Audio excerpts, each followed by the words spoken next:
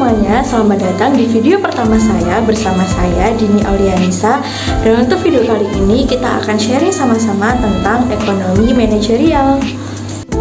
Nah, sebelum teman-teman kita semua membahas tentang ekonomi manajerial sampai akhir nanti, saya akan memberikan sedikit gambaran tentang apa yang akan kita bahas untuk video kali ini.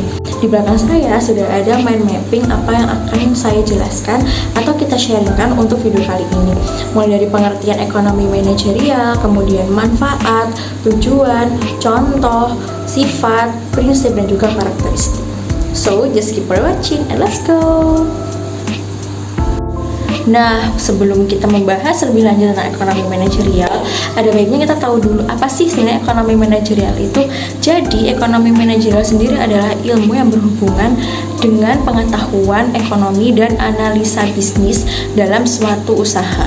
Nah, biasanya ilmu ini digunakan oleh manajer ataupun pemilik dari sebuah perusahaan untuk mengevaluasi tentang tujuan yang telah mereka ambil untuk usaha mereka. Nah, terus apa sih sebenarnya fungsi dari sebuah ekonomi manajerial? Jadi fungsi ekonomi manajerial itu adalah menyediakan pengetahuan umum bagi suatu manajer, terutama di bidang teori ekonomi, pengetahuan, dan keputusan manajemen pada suatu kajian administrasi bisnis lainnya. Nah, setelah tahu tentang pengertian dan juga manfaat dari ekonomi manajerial, terus apa sih sebenarnya tujuan dari ekonomi manajerial? Nah, di sini saya punya 4 tujuan ekonomi manajerial yang bisa teman-teman ingat. Itu ada identifikasi cara, identifikasi strategi, identifikasi masalah dan kelemahan, dan menetapkan alokasi sumber daya. Nah, identifikasi cara itu apa sih? Jadi tujuan ekonomi manajerial adalah untuk mengidentifikasi cara-cara yang efisien dalam mencapai tujuan perusahaan.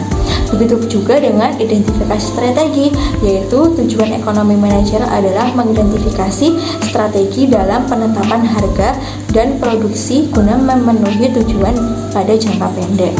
Kemudian untuk identifikasi masalah dan kelemahan adalah digunakan untuk menentukan penyakit-penyakit yang ada dalam suatu perusahaan. Dan yang terakhir, menetapkan alokasi sumber daya, di mana memiliki tujuan untuk menetapkan alokasi sumber daya yang lebih optimal untuk kegiatan operasional perusahaan secara efisien. Nah, terus bagaimana sih contoh dari ekonomi manajerial? Nah, di sini saya punya 2 contoh ekonomi manajerial, yaitu dalam hal analisis biaya dan analisis keuntungan. Nah, gimana sih di antara kedua ini? Jadi untuk analisis biaya ini, seorang manajer ini bisa menggunakan teori biaya untuk menganalisis bagaimana biaya yang akan mereka keluarkan untuk keputusan perusahaan mereka. Nah, untuk analisis keuntungan ini di mana seorang manajer bisa menggunakan teori keuntungan untuk mengetahui keuntungan yang akan mereka peroleh dari sebuah perusahaan yang mereka miliki. Nah, lalu bagaimana sih sifat dari ekonomi manajerial? Kutipan ini diambil menurut Jeffrey dan James mengatakan bahwa dalam ekonomi manajerial menggunakan isu dan contoh nyata dari pasar aktual yang mana menunjukkan kepada manajer masa depan tentang prinsip ekonomi yang dapat digunakan untuk menentukan keputusan bisnis di masa depan. Oke, yang berikutnya adalah prinsip dari ekonomi manajerial. Jadi ekonomi manajerial ini punya 5 prinsip. Yang pertama adalah prinsip marginal dan incremental, yang kedua adalah prinsip equi marginal, ketiga prinsip biaya peluang, keempat prinsip perspektif waktu, dan terakhir adalah prinsip diskon. Yuk kita bahas satu-satu. Nah, yang pertama ada prinsip marginal dan incremental, di mana prinsip ini menyatakan bahwa suatu keputusan dikatakan dia rasional jika dia itu nyata.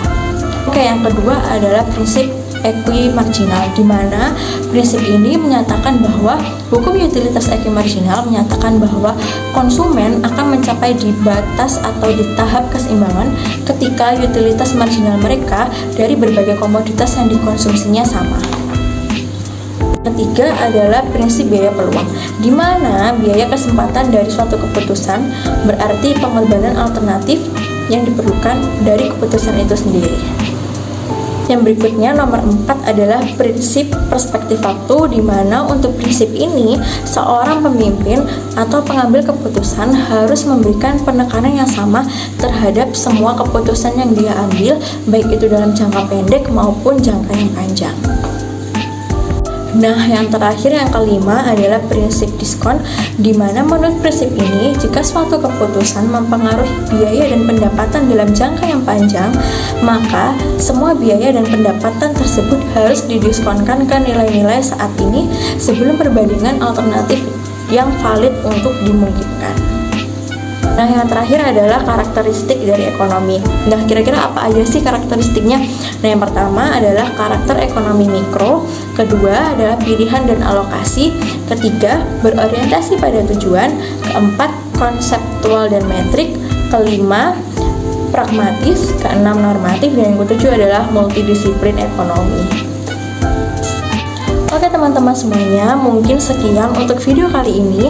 Semoga bisa bermanfaat untuk teman-teman semuanya dan setidaknya bisa memberi sedikit gambaran tentang apa sih ekonomi manajerial itu. Dan sampai berjumpa di video selanjutnya. See you.